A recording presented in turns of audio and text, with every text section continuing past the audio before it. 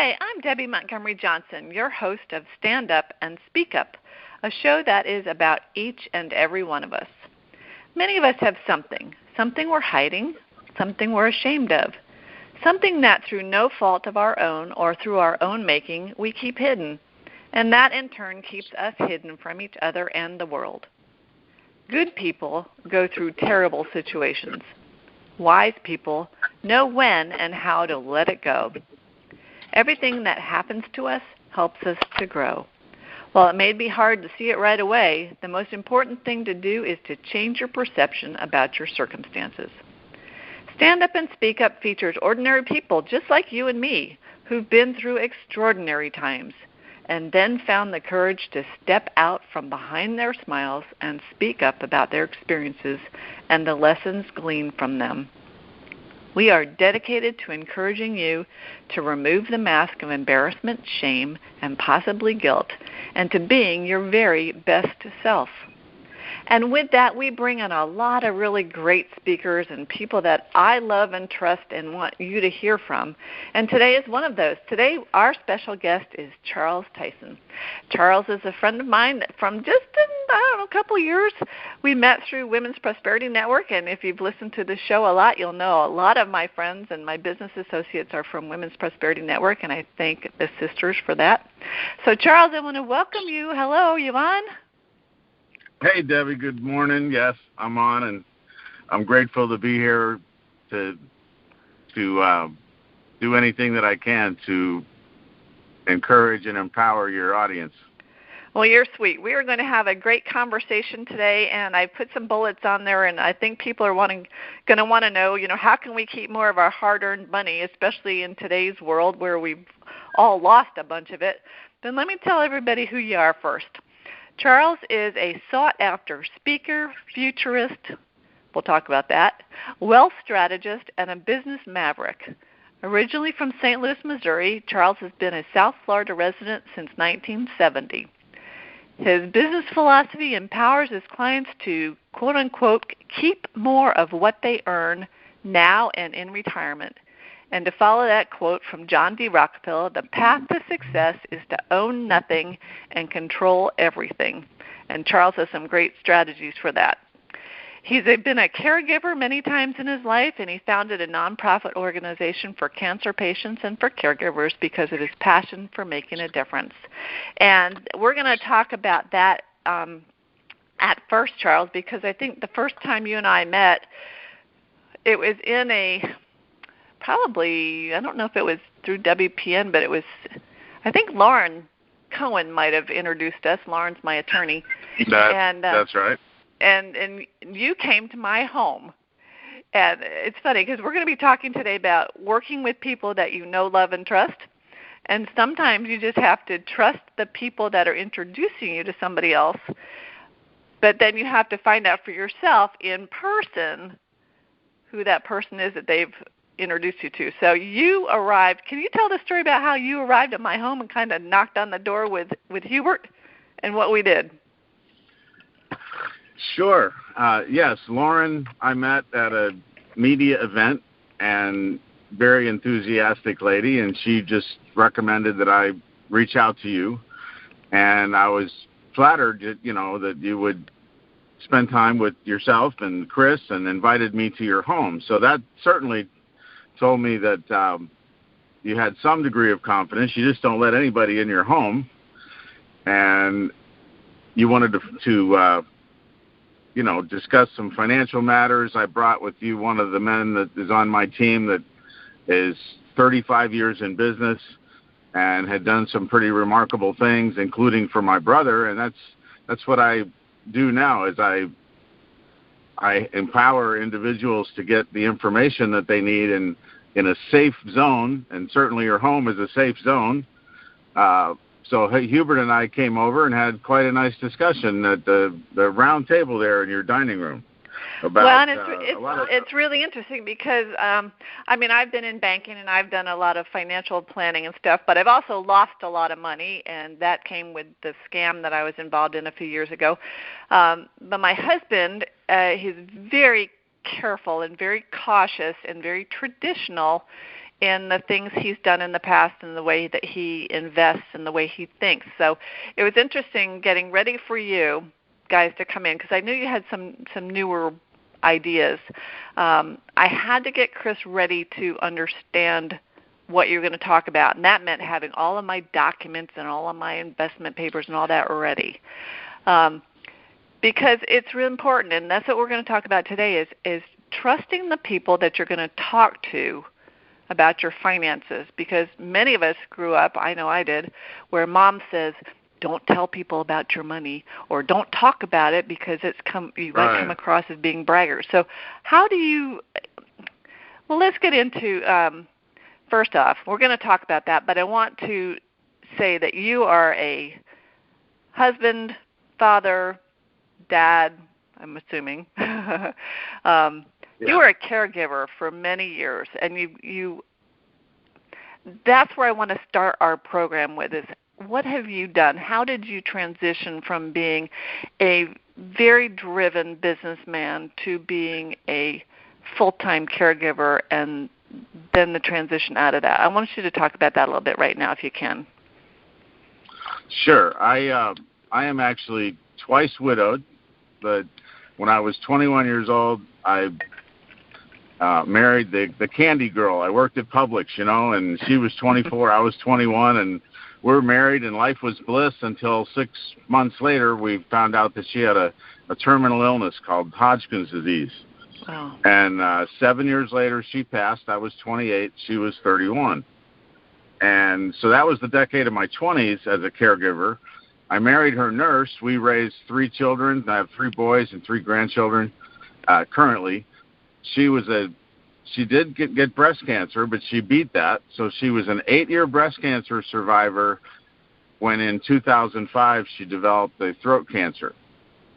And we went to, at that point, she had been through traditional therapy, chemo and radiation, and on the breast cancer side, and she wanted an alternative. She wanted integrative medicine. So to support her and to be her caregiver, I tried to sell my business. I took 3 years off from 2005 to 2008 to be the advocate, her patient advocate as well as her caregiver. And as you know, if you go to a medical doctor, to a general practitioner, he's going to send you to any number of specialists, right? I mean, you can never have a single solution for a medical problem. It just seems that way, right? When you're diagnosed. Correct. Right, and there's always more than one person you have to see, or at least you need a second opinion. So we had 3 years, and she lost that battle in December of 2008. In the meantime, financially, we had made some good decisions, some bad decisions. The economy took a lot of our retirement money, but I basically started over again. But I was committed to find out what I didn't know about my finances that my professionals that I've been working with hadn't told me, because it didn't seem right to me that I would have to drain the tank and let one health issue make me start all over again at that point in my life when I was having so much trauma to start with, having lost my wife. And what happened when I transitioned was I thought, in business, every time I found a strategy, I went into the financial business. And there are so many strategies that I found, and when I would find another one, I would want to bring all of those to my clients so they could make a good decision. Whereas most people in the financial industry, they're one or the other. They're the specialist, they're the CPA, they're the enrolled agent, they're the financial planner. They don't often get together in a group and serve the need of the client. And that's why over the last 10 years, I found so many ways to bring solutions to my client rather than just being a producer in one area. It was like it meant financial life or death to me. So I had to get the whole picture and get the whole truth so that my client would be able to get the best solution. Well, and it's really interesting, and we're going to get into that in a little bit, but going back to when you took that time off, you'd obviously prepared in advance some. You had savings, you had income there. But after she passed and you realized that you'd lost a lot, and then with the market, how do you mentally get yourself prepared to start over again? Because that's what's happened to many of the women that I work with, is that we've lost a lot of money. And, now we're not feeling financially strong enough to make a decision to invest again or to save again. What are your tips for us moving forward from a devastating, financial disaster? Well, certainly, I found that getting information, getting a second opinion or a third opinion, more advisors is better. But what I've done is provided a safe environment where getting the most information that you can get, not doing something spontaneously to answer your question, and getting advice for more than one person. The challenge still is that when you get advice or you seek information, you're usually sitting right in front of the person who's going to sell something to you. So you can't go to the internet and find everything you need and make sense of it yourself. There's always a person sitting there who's ultimately going to be the person that you're going to do business with. So in your mind, you might be thinking, well, that person's just trying to sell me something. Maybe he has his or her self-interest at heart more than me. And you remember we spoke about that as far as I would encourage you to seek out a safe zone where you could get the information so that you felt comfortable and not make a rush decision. And that's it. It's not making the rush decision, not jumping after that shiny object, because exactly.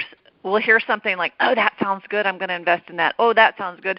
Or taking the opinion of friends or other people that, it all comes down to if it sounds too good, then it may be. And that's, I'm very fraud aware, scam aware now. Right. Well, see, remember when you asked me about Hubert and I coming to your home. So laws are continually passed in terms of taxes, let's say. And if you look at someone's tax return as a professional, you can tell if they've taken advantage of the laws that were passed. And in some cases they have, and in some cases they haven't. So the average consumer is just not prepared to look up the law and to do all those things. But that's why you don't hurry. That's why you continue to seek information from an objective person so that you can get educated and you can get empowered to make the right decision. But definitely don't be in a hurry. There is time. You can catch up, even though it seems like time is going very, very quickly and you're getting further and further behind. Mentally, it took a long time for me to recover, and it does anyone who's gone through such trauma.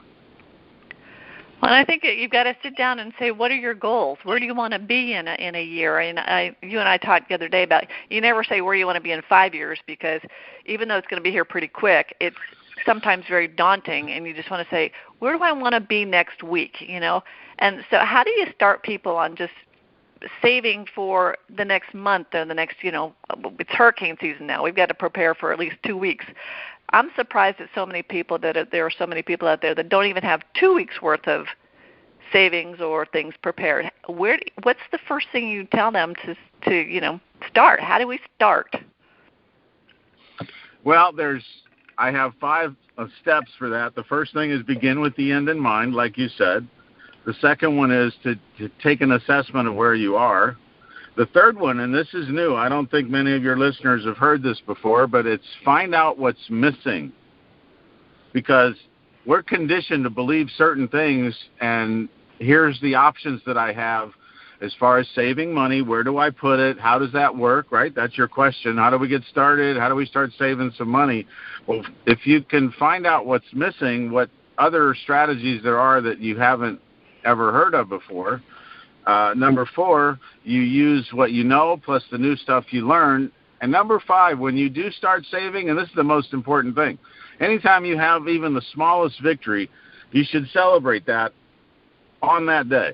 Really congratulate yourself. So beginning with the end in mind, you have to look at where you want to be in 2 years or 2 months or whatever that is, and calmly sit and look at what you can do, no matter how big or small it is, and celebrate the fact that you did that. Build up your own encouragement in yourself. And one of the ways you can do that practically, as we're speaking, a lot of people get excited when they get a tax return, right? Mm-hmm. Well, if I said to you, look, I'm gonna lend you $150 a month or $200 a month for the next year, and then I want you to give it back to me. A lot of people will be excited about money coming back, but you could have had that money all along working for you. You gave it to the IRS, now they're giving it back to you. So if I gave you $200 a month extra, Debbie, and then 12 months later you gave me $2,400 back, you were using my money for that entire year, you being the government. Well, if I didn't do that, if I didn't overpay on my taxes in the beginning, that money would be sitting in some type of an account for me. So a little bit of strategy and a tip or two that can put more money in your hands, find you money that you don't know you're losing, give you a different perspective. That results in an increase in cash flow now.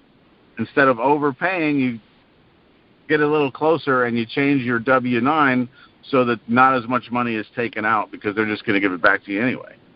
And that's a fundamental mind shift, because I've been on both sides of that, where when Lou was alive and he kept saying we want to minimize our tax bill, we don't want to give the IRS any money, and consequently we would do that, and then we wouldn't have anything come back, and then we may have to owe the IRS money at that point, and that was psychologically for me, it's like, I don't want to pay them money. Well, after Lou died and I remarried and married CJ, he's the opposite. He likes to get that check coming in. So, when we get a nice refund, that becomes our, savings, or we still have kids on the payroll, that goes into the kids' account. So part of me likes to have the money coming back, and part of me is thinking, well, I could have invested better than the government did. Well, you're right, but look at the time value of money. Okay, so here's something that your listeners, they could research that to their heart's content on YouTube. And what is the time value of money? So if you're overpaying by $200 a month because you want a $2,400 return, right? Assuming you got overpaid and you get all that money back. Mm-hmm. So you like having the money back. But if you take $200 a month and you have any type of an account where you can earn more than 0.1% interest, let's say you could earn 5% interest on the money. You do that 5% interest on that money in that first month because you have the money, not the government, and you take that out and multiply it over 10 years, that's going to be a lot more money in your pocket that you created than what you would have had with the return. But that takes patience. You're right, that takes a new mental mind shift. You have to begin with the end in mind, and the most important thing is your mindset, how you look at money in the first place. When people need to know, who to ask the questions to. That's what you and I were talking the other day about. When I ask my questions to a financial guy, I want to ask in a safe place, and I want to be able to trust what he's telling me. Right? That's right. Okay. So and then you want to get a second and third opinion to see if it jives. Exactly, because if you have to hear it 2 or 3 times, it's really important, and that's what I like. Is that you didn't come in just one time and say this is it and blah blah blah. We took everything you said and we listened, and then we said thank you very much, guys, and out the door you went. And then I might have called you back saying, hey, I heard this from somebody else. And then I talked to somebody else about what I'd heard from you guys. So it's asking those questions of multiple people to try to make sure that I understood what you guys were talking about. And that's important when we want to make a financial decision, is understanding for ourselves, right?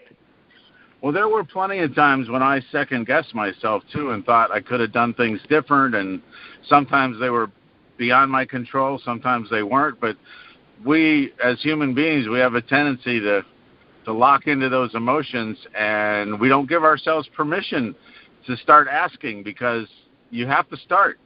If you don't start, then you're delaying the process, and you have to regain whatever confidence you had so that you can effectively sit with someone and, your antennas are on, and you know that, okay, that sounds really good. I'm going to go check another one and another one. But you got to empower yourself and give yourself permission to do that at some point. Well, and a lot of times, if we've lost money either giving it away or in the market or something, we second guess ourselves, and we're not willing to take that chance to try. But that comes from goal setting, because I know, after I lost a lot of money, I was like, so now what do I do? I gave away my retirement. I, fortunately didn't lose my house, but I'm like, how do I move forward? And it's very daunting, because at that point, it's like anybody asked me for money, I was very generous even with friends. And someone told me once that you have to be able to say, I'm not in a position to help you right now, because those of us that are caregivers and nurturers love to help. Right? We want to be there. Yeah. I'm a recovering caregiver. Actually, I'm a care receiver now. I've learned how to help myself, but it took 10 years. Literally, it took 10 years. I love that, recovering caregiver, because we're all caregivers, but we have to take care of ourselves first, or we can't give. And right. When I talk to women now, and they're like, well, I want to give. I'm like, yeah, but give yourself first. Pay yourself first. Right? Exactly. I totally agree with that. Okay.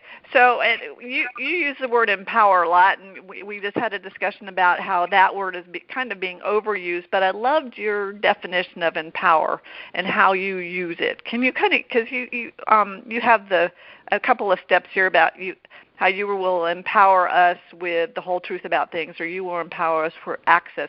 What does empower mean to you, especially in a financial point of view?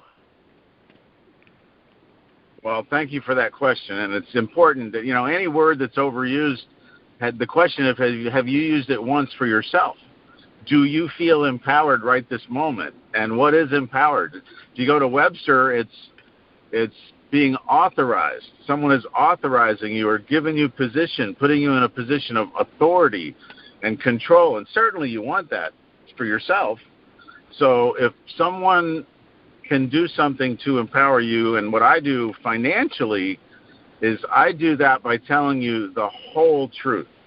When we're in court and we're called to testify, you put your hand on the Bible and they say that you solemnly swear to tell the truth, the whole truth, and nothing but the truth. Well, all of us have either been kids or maybe we have kids, but you can kind of tell when somebody's not telling you the whole truth, right? Absolutely. You can see it in their body language, or you can feel it. Right. So what I want to give to your audience, I want to give this to your audience. I want you to take this for yourself. Okay. What if I were to tell you that there's something missing? Now, my fiance's family came from Connecticut, and last year, and they were going to go on a cruise, and they were so excited. 2 little kids. And they got down to Miami, and, we sent them off from Fort Lauderdale, and we got a phone call, and it was a daughter. She was crying. She says, Mom, we're coming back home. What happened? Well, Jason forgot his passport. Oh, dear. So you can imagine you travel from New York to here to go on this cruise with your family, and the rules are that you can't get in without the passport. But something was missing, the passport. So a lot of us, we have these gaps, and it's the whole truth. There are so many more tools and strategies that are available that you haven't heard yet, and I'll be glad to have a conversation and give them all to you.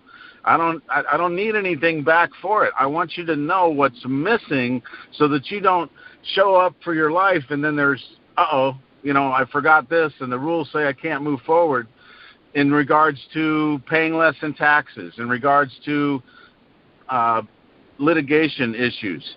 And it's because at some point we get we take one person's opinion, and then I know this has happened to everybody. 5 years later, it's like, wow, I wish you find out something. It's like, I wish I would have knew that 5 years ago.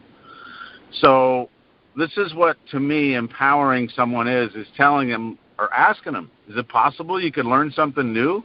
I don't care if you went to 10 people. Did they tell you that you can do this to save on your taxes? Did they tell you this? And I've got a whole list of those that I've developed over 10 years of my experience. That most people, when I ask them, they have no idea that they can do that. Well, and the rules have changed too. And in like I was talking about, CJ, a lot of the traditionalists, their 401k is this certain product and that's it, and they don't want to hear about anything that might be new or different, even though new and different could have been on the books for 30 years. It's new and different for them. Exactly. And it might be the right thing for them, and it might not be. That's what I liked when we were talking, is that we could bring up objections and concerns, and like, maybe this isn't the right thing for us, and maybe it wasn't at that time. But over time, when your circumstances change, if you haven't kept up with what's out there, then you can't take advantage of something that might be better for you. That's what I like about you and your empowerment. I love how you call yourself the business empowerment specialist. It's not about the sale. It's about education. Absolutely. So how do you do that? How do you provide that to people? Well, anybody that wants to go to my to have a conference call with me, it's a free call. I'll answer any of your questions, and I will ask you questions that you maybe should be asking but don't know to ask, because you only have so much time and you do as much as you possibly can. But if there's something out there that you could find that you weren't aware of, we'll discuss that during the call. And I can give away all this information to you. And ultimately what happens, what's in it for you, Charles? Ultimately what happens is you're going to need some guidance or more information on that. And then if you want to move forward, then we'll, enter into that type of an agreement. But there should be a safe place that you can go and ask the wizard. I'm not a wizard, but go to the wizard. Go find out what's behind the curtain that I don't know. Well, and if you don't know the answer, I loved how you said, well, I have people that I work with that might have that answer. Let me find out for you. And that's what I mean by over the last 10 years. I was licensed in the insurance industry, but I worked closely with CPAs, with trust attorneys, with tax attorneys. All my networking was to find out the best product they had ever found for any client. So I have a whole library of all those, and all those individuals are there if and when someone's ready to take advantage of that after they've prepared themselves, after they've done their homework and they know what they might want. Then is the time to go sit down and implement it, but you have to get the information first. I wanted to ask you a quick question to illustrate the 401k dilemma. And let's say you wanted to, and in this context, I understand that when someone asks you for money, you say, no, I got that. So let's say you wanted a loan from me and I gave you a check for $10,000. You asked me for a loan, I give you the money. What are the two questions you're going to ask me? When do you want it paid back, and how much do I owe you for having the loan? Right. So I'm going to say, Debbie, I don't need the money for 30 years. I'm in great shape, but I'm not going to tell you what interest rate I'm going to charge you on the money until the 30 years goes by, because I don't know. Whatever I need at that time in terms of revenue, that's what I'm going to base the interest rate on. So would you take my loan if I couldn't pay the interest rate? But see, that's what a 401k is.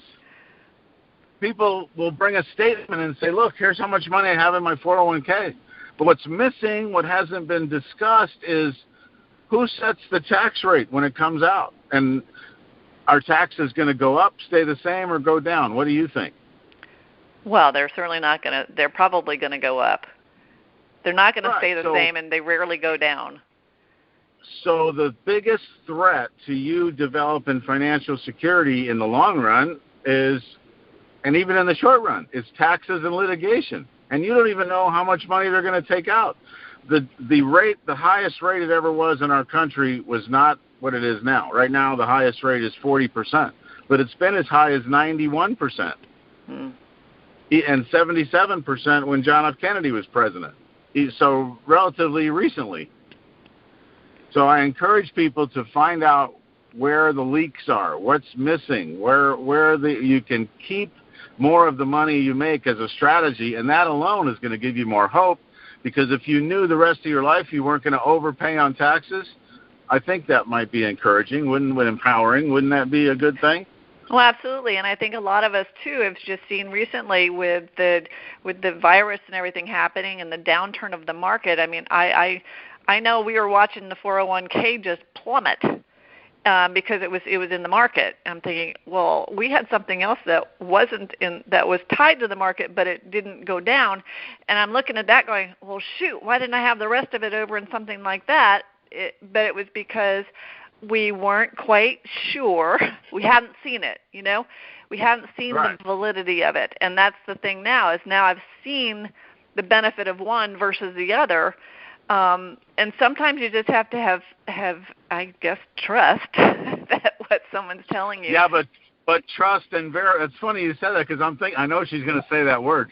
But trust is great, but trust and verify. Trust and verify. There you go. You've got to trust and verify. Yeah, because all along through my 2 years of scamming, I thought I trusted the guy, but I didn't verify. And until it was all over with, and then, the verification came from him coming on live, and I'm seeing him, I'm thinking, oh my gosh, what did I do? And then it was too late, right? Kind of like investing. Right, you may have this conversation already with SCARS, where you have another person that helps you make decisions, a safety net, a counselor, that, like I say, the second opinion. I mean, I actually went against medical advice with one of the doctors during my wife's treatment, and it turned out that I was right. They were going to perform a surgery, and I proved to them that they didn't need to do it. And so that came from just, no, I'm not going to move forward until I can verify this. I need another opinion and another opinion. And you have to stand up for yourself, give yourself permission to start, and but if it's just you, then you might need to find one other person that you can confide in, that personally, have known for years, to help you make those decisions. That's so true. I mean, I keep saying we need a buddy. You need a dating buddy. You need a financial buddy. You need someone that's objective. That because we're so driven by emotions many times that we need that second opinion. But sometimes too, we get so stubborn. It's like, I don't want that second opinion. I want to do it my way. And I told my kids this one time, like, I'm the adult here. Leave me alone. Well, had to eat those words later on in life. But It's true sometimes. When someone tells you no, no, no, that's when the 2-year-old in you comes out and says, I want to, And at that point, freedom of choice comes into play, where you're free to do it, but we're just advising you. Like, if somebody asks you for money, say no. That's the bottom line. But if you insist, consequences are yours. But what I love about what you're doing is that you're giving us information. There's no intended sale. I mean, obviously, guys are in business, but I loved what you did for me. You provided a safe place for me just to hear what's out there. And I didn't have to choose to take it. I just needed to hear the information. And that's what's so critical about what we all do right now, is provide education and make people aware. And also, caution them if it's not a good thing, but just educate and make them aware. So. And I really am neutral. I don't want to blow my own horn here, but we had this conversation too. I brought with me the professional who could answer all your questions, who'd been doing it for years. I was kind of the promoter in that evening in your home, right? You're the connector, and I love that. The connector. You connected me with someone that could do it. And so this was an epiphany that I had recently as I was reflecting and putting all these last 10 years, and I always do that. It's like, I can't go and just tell somebody a tax tip and not show them something else over here that an insurance policy can do for them that maybe they don't know. I have to give them all the information. That's just me. I've always been that way. Right. So I put all that together. What if I could give that away and people could call me when they were ready and say, okay, now I've done all this research and you gave me all this value. How do I just give it away? How do I support myself? Well, I gave it away and people came back. They said, okay, now we want to do this.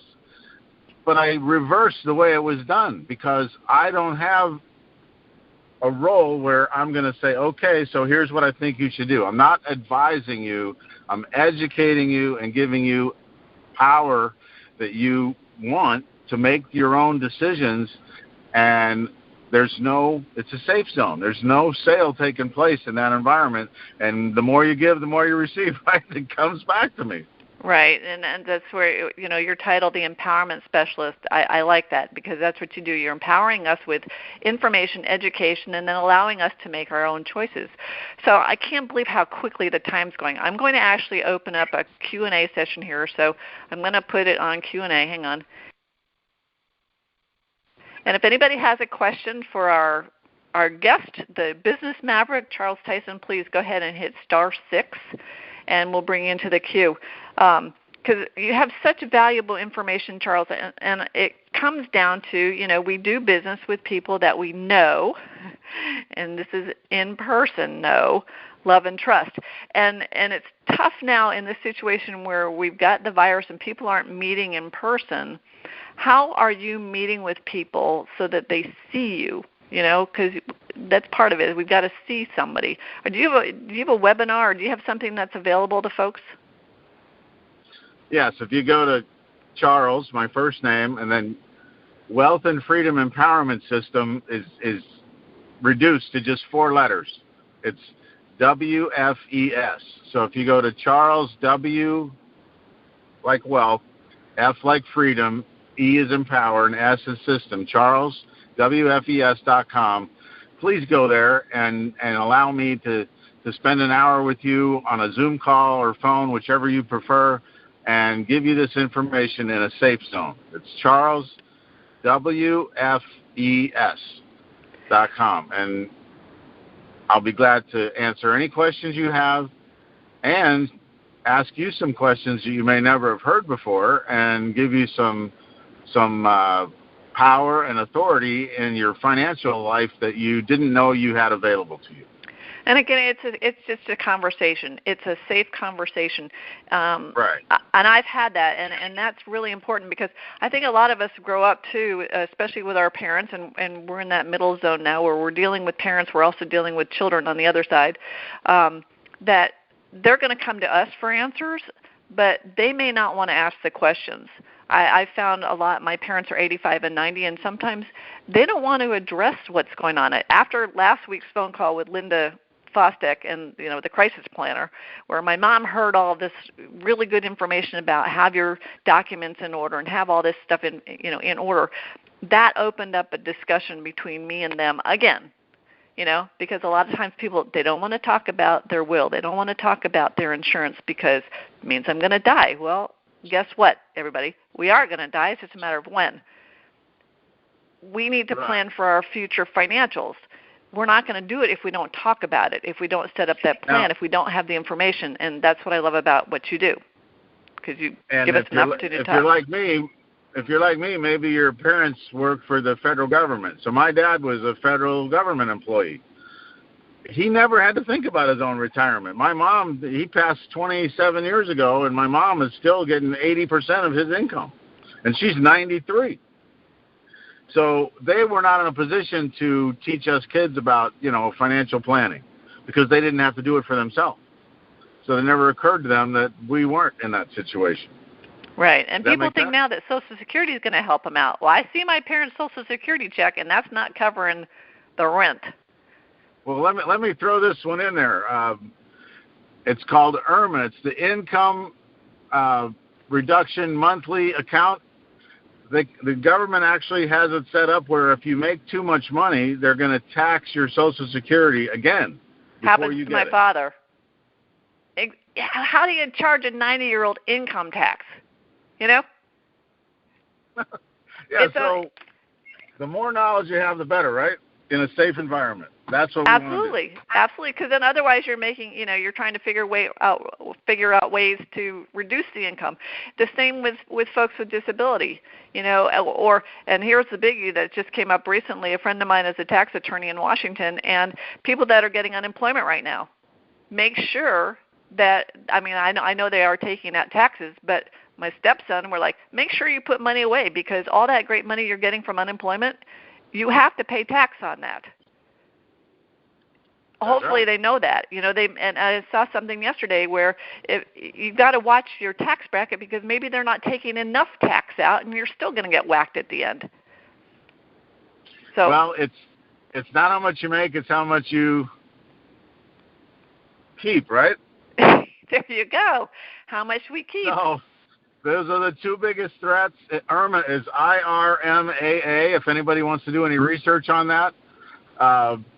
The more you make, the more they take. Yeah, unless and that's you do tough. something about it. Absolutely, and then we need to be able to keep what we make in our bank accounts or in our savings or in our retirement or in somewhere, and that's what I love about you is, you give us opportunities or ideas of where else to put it. I mean, going back to the 401ks, or the Roth, the 401k, I think the 401k is great, but within that 401k you can self-direct at some point, and that's what we're learning as we're getting older and over 60. But the difference between an IRA, a traditional IRA, and a Roth IRA, people still have a lot of questions about that. Insurance, the difference between a whole life policy or term policy, and I'm overinsured in term, but it's going to end in 15 years. I plan on living. Well, my dad's 90. We plan on making it to 100. My term policy is not going to follow me. It's going to end. That was the worst day when my A lot of people don't know that you can convert that policy to a permanent policy, and the money that grows in the permanent policy, if it's set up correctly, will come out tax free. Well, then that's something to know. That's something to hear about. And depending upon which company you get the term policy, I wasn't going to get into details, but since you're in details, see, a term policy, there's 800 insurance companies in the United States. There's a few of them that, let's say you got a term policy when you were 40 and you wanted to convert it 5 years later to a permanent policy. You got the best rating, elite rating, the cheapest cost because you were the healthiest person, but then you had a heart attack at 42. Mm-hmm. Well, at 45, when you want to convert the policy, do you think they're going to give you that converted policy at the same rate you got when you were 40 before you had the heart attack? Absolutely not. Absolutely. They will if you have the right company. Really? Yes. So you have to become strategic in your own mind and give yourself permission to question everything and get the information, because if you don't, then your mother or your brother or your uncle, your neighbor, they're not the ones that are going to suffer. It's going to be you. So when you buy the term policy and you're an elite rated person and it has accelerated benefits that will pay you money if you have a heart attack before you die, then if you have a heart attack before the end of the policy, some of them will pay that policy out accelerated benefits. I have a lot of clients that happen to. And if you don't accept the accelerated benefit, they will convert it at the same rate as when you first got it. So you're not spending extra money. It's a lot of details, but it's like your automobile or anything else. You don't know exactly how it works. You just get in and push the button and you go. Once you make a decision on what car you want. So it's the same way with your finances. You need a safe place to get the information and give yourself permission and time to strategize. Don't make any spontaneous decisions. Well, and that's so true, and it's just, I get so fascinated by this because when Lou died, 2 months, I don't know if I mentioned this to you, but 2 months prior to him passing, he canceled his life insurance policy. We'd been paying on it for 30 years, and he decided he didn't like it because the policy went from $100 a month to $500 a month. So 2 months after he canceled it, he has a heart attack and he dies and left me no life insurance. Well, initially it was like, I was angry at him. Now, it probably saved me giving the scammer $500,000 more. Not that I would have done that, but it was something that I've told people about since then, because I'm like, guys, don't make the rash decision to drop something like that, because you never know when your last breath is going to happen. And that's one thing I was really angry at Lou for doing, is, you know, for dying, but for canceling his life insurance policy. And it came, I think, because when we bought it originally when we were young, we did it on the cheap. It was good insurance, but we didn't have an agent or someone that we could talk to. And there was no relationship. It was a transaction. And so I've spoken to insurance companies and, you know, their agents, and said, you need to develop a relationship with your people, because someone could have come to us and said, okay, instead of $500 a month, why don't you just pay $250? We'll lower the premium and lower the payout, but at least you have something. I had nothing. I'm so sorry to hear that. And even when you do have it, over 80%, that's conservatively speaking. Whenever I sit or talk with anybody and they tell me what they have, I ask them, well, how does that work? And they don't know. They bought it from somebody. They put it in a drawer in the kitchen or somewhere if they can find it, but they can't tell me how it works. They can't tell me the terms of the contract, what's available to them from the insurance company that would benefit them, and it's an education and empowerment process always. Yeah. Oh, we could talk about this for a long time, and it goes back to Linda's last week and having your documents, you know, available, and so you know what you've got. Right. We're going to bring in. I could talk to you for an hour, and I'm going to call you up and say, hey, come back to the house because I want you to look at my insurance policies. But I'm going to bring in Dr. Tim McGuiness is on the line. Tim is the founder of SCARS, which is the Society for Citizens Against Relationship Scams. And Tim and I have talked about finances and money and losing it a lot of times. So, Tim, welcome. Are you there? I guess I better take you off mute. I am here. There, Dr. McGuiness. Tim, you always bring in the great, you know, what's new in the world of fraud, and I was wondering if there's something this week that you can tie into what we're talking about with Charles. Well, I think that there's several aspects of what you're talking about, Charles, that are particularly relevant, both before a scam begins, during a scam, and after a scam. And one of the things that you're talking about is a psychological predisposition called confirmation bias, which is to say one of the reasons why we don't ask more questions or why we don't do more research is because it contradicts our inherent beliefs. So when we believe in something, that confirmation bias helps hold us back, and we all suffer from it to some extent. We believe what we believe, and any contradictory information, anything that conflicts with that or challenges that can impact us quite viscerally. So the result is that when a scam begins, that confirmation bias tends to hold you in the scam because you've already made up your mind that that person, that product, that financial instrument that you're buying into is what you want and what you need. And as a result, we don't go and get second opinions because, again, that bias really prevents us from doing so because it makes those thought processes quite uncomfortable. People can learn more about confirmational bias on our website, romancescamsnow.com. Another aspect that is interesting from a psychological point of view is something called stranger trust. And we're all actually experiencing this very minute. When you know someone or know something about someone or even a thing, a product or service or whatever it happens to be, you have already been through some process of evaluating how trustworthy it is, whether you completely trust it or partially trust it or know it or don't know it. But when you meet something new, our tendency as humans is to approach it as a blank slate and automatically trust it. This is wired into us from an anthropological point of view. So it's important that when someone is introducing something to us, such as a new person that we just got a friend request from or a financial advisor, it's really important to follow a fairly simple guideline, which our grandparents used to call sleep on it.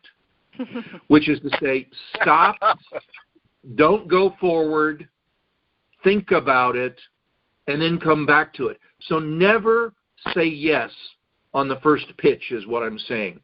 Because there's a thing about our brains, which is in our short-term memories, we're challenged with all of the hormonal warm and fuzzies that we feel when we see a new shiny bauble. We want it. We want to get it. But if you literally wait a day or two, the hormonal connection to the decision fades away, and you can apply your logic to it much, much more acutely. So no matter what it is, sleep on it and then come back to it, and you'll be better able to make a rational, logical decision. And then lastly, one thing that's really important in this overall context is that I'm one of those people who's been a serial entrepreneur, and I have lost fortunes in my life. And last year, courtesy of a combination of a 2-1 kick, business philosophy in China changed, and I lost a fortune. And with COVID, no opportunity to recover it. Now with our adversarial relationship between the U.S. and China, what I've spent years developing goes up in smoke. But I've lost fortunes, but I always keep parallel irons in the fire. Always, I hate to say it because it sounds like a carpetbagger, but I keep 8 or 9 potential deals in the development stages constantly, because you never know where you're going. So it's important for everybody to be aware that, here in Florida, we live in a hurricane zone. You have to keep a situational awareness constantly. So whatever it is that you're looking at, be aware of the real context that's around you, both in terms of other opportunities, and human beings are actually pretty terrible. We settle easily. When we set up camp in one place and the climate changes, we don't want to move. We're almost pre-selected for extinction in that way. And from a personal and financial point of view, that's what happens to us. We don't anticipate the big changes that are coming, and even when we see them, again, the confirmational bias kicks in, and we refuse to see them. So you really have to stay situationally aware all the time. Pilots understand this, soldiers understand this, and people who practice online safety are constantly aware of this. But it doesn't matter what you do, every context comes with a situation that you must be aware of. So those are my thoughts on scams. The biggest answer is simply, as Nancy Reagan said, say no to drugs. Well, our corollary to that is say no to scams, say no to anything that looks too easy until you think about it, and never give money to people because it's the easy thing to do. As Debbie said, think of yourself first, and in the case of every person that you don't know that comes up to you, you can trust people who never ask you for a thing. But when someone asks you for something, your immediate reaction has to be, well, why are they asking me? Can I really do that? You have to be skeptical. And if people would simply be a little bit skeptical with scammers, they wouldn't lose money. But unfortunately, we go down the rabbit hole, and the further down we go, the more it looks like it's too much trouble to climb back out, so it's easier just to go forward. Debbie, hint, hint, hint. So I'm not disagreeing, Tim. Yep. So the reality is, be situationally aware. Be cautious. Stop. Think. Then go forward. And be aware of your own biases. Think being the operative word there, right? Think. Yeah. Think. Keep your brain about you. But, when you're flooded with warm and fuzzy hormones because you like something, you're not thinking. You're reacting. Right. And being able to recognize the difference between thinking and reacting is a survival characteristic. Yeah, good Well, point. that's true, and I can hear Charles in the background, but I want to get back to it's all trust and verify. And it's all about, we do business with people that we know, and when we say we know them, because I could tell you for years that I knew my scammer, but I didn't. You need to know them in person and love them and trust them, and have a financial buddy, have a dating buddy, have someone that's there with you, and put yourself around good people.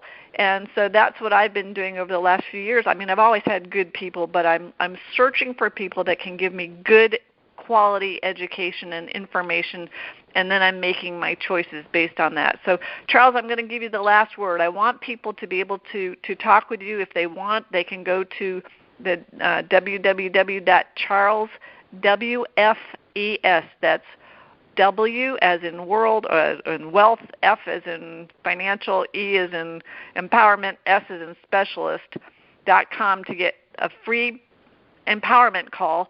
And I know you're going to be doing some webinars where they can learn, about different things. But thank you so much for being here and for talking to people and telling us a little bit more about how we can keep our hard-earned money. Any last minute thing, Mr. Charles? Well, I can tell you this, and we're on the phone, so you can't see the watery eyes and choking up a little bit. But I lost the two most important things in my life, which were my wives, right? And what I was thinking in terms of starting over, from a guy that had to start over again at 56 with 3 children, and I didn't have 3 grandchildren at that time. I mean, I knew somewhere, it was my situational awareness, Tim, that, I live in America, the greatest country in the world. I had no fear or hesitation at all to do whatever I had to do to give her the best quality of life for the last 3 years that she was alive. And when all that money was gone, I knew that I would make it, that I would start over, and that because I live here and because there's good people, immediately I started a nonprofit, and we had a lot of good years, but the recovery for me personally has taken a little bit longer, but I had the faith that all was not over permanently, and that if I just got started and got the right people, that I would recover and be able to build security not only for myself, but for my kids and my grandkids. So it's possible. Make the phone call. Allow me to give and help you in a safe zone, answer any questions you have, and like Tim did for me today, tell me things that I hadn't even thought about before, so that you can move forward with confidence and empowerment. Perfect. Thank you all. Thank you, Dr. Tim. Thank you, Charles. Thank you for everybody being here. We'll stay on after we take the recording off. If you have any questions that you didn't want to ask earlier, please be here for that. I want to say this episode has been sponsored by BenfoComplete.com, a vitamin supplement company that supports happy and healthy hands and feet. Thank you for listening to Stand Up and Speak Up. If you or any one of you has known a victim of fraud or scam, or you are one yourself, have them please report to anyscam.com or ic3.com. And remember to join our my Facebook group, Stand Up and Speak Up, for special information and for replays. It's been a great conversation. Thank you all so much for being here. Remember now that you know how you can keep more of your hard-earned money by trusting and verifying, and say no if someone initially asks you for money. So have a great day, everybody, and I will see you and listen to you all next Thursday. Bye now.